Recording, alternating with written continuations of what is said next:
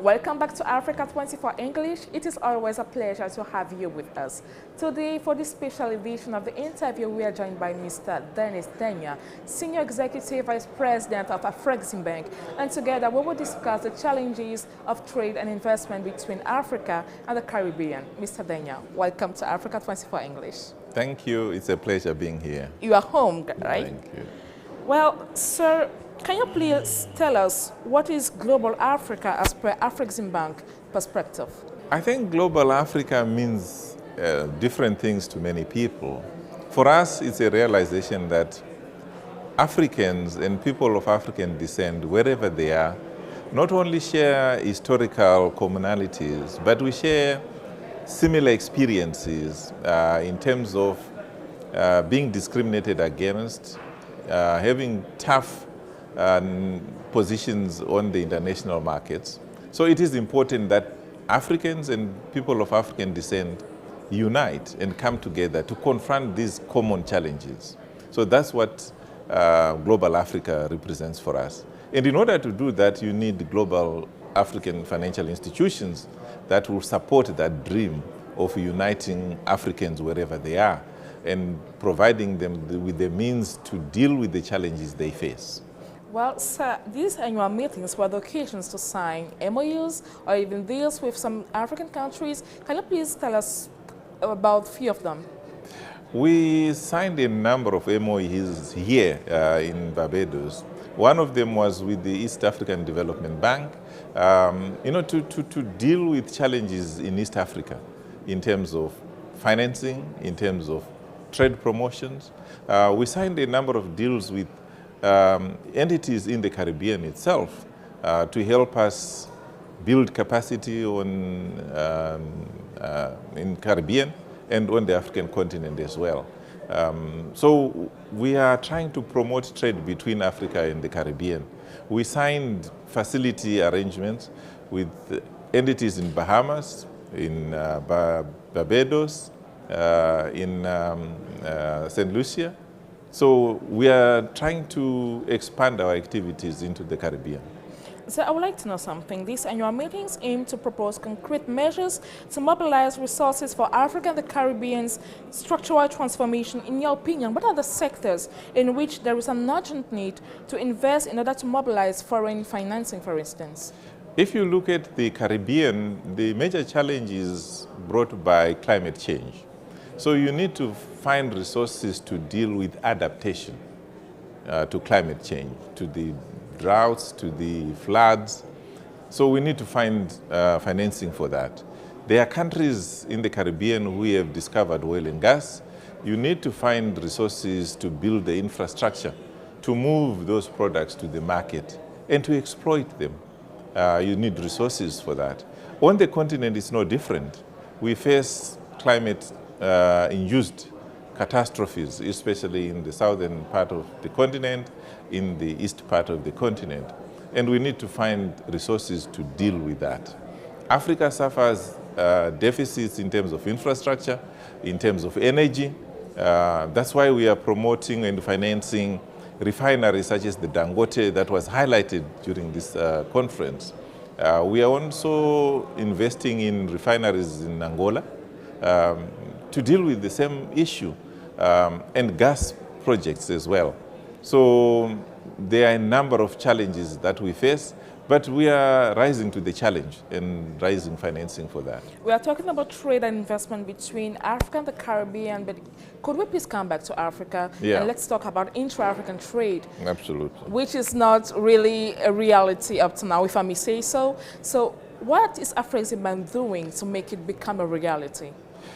Intra-Africa trade is a reality, but it's at a level that is below comparable trade levels in other regions. Currently, it's around 16% of total Africa trade, and the establishment of the AfCFTA is to deal with that aspect.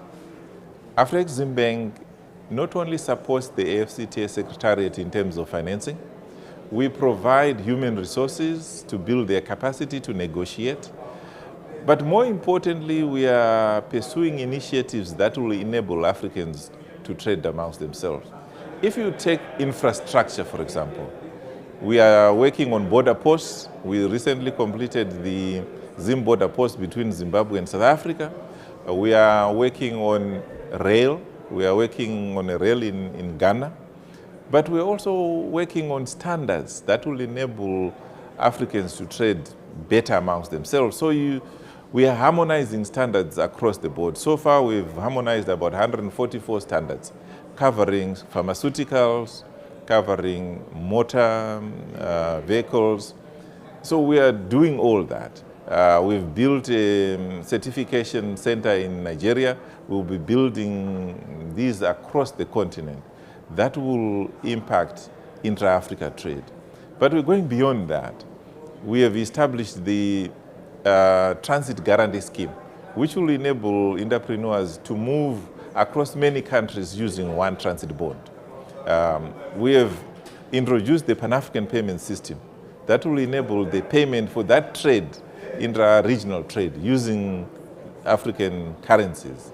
So the number of initiatives that we are implementing that will enable Africans to trade better and more amongst itself.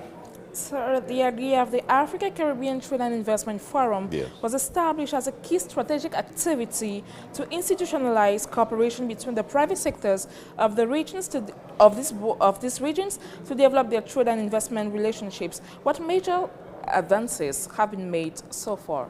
Since the establishment 3 years ago, we have established a branch office in Barbados last year. And since that establishment, we have invested in a hotel project already. We have invested in a government initiative to deal with climate change. We have invested in manufacturing already. We have a pipeline, as we speak, of $2 billion for this region. So we are making tremendous progress in terms of developing the Caribbean in facilitating the intra-regional investment. We facilitated investment by an Egyptian company into the Caribbean. We facilitated the establishment of a business between Nigerians and the Caribbean. We are working on what we call the CANEX, which aims at the creative industry. We have taken Caribbean chefs to Africa, and we will continue to do that. We are hosting our next CANEX weekend in Algeria next month, and we have participants from the Caribbean taking place there as well. These are good news. Now let's finish this interview with this question.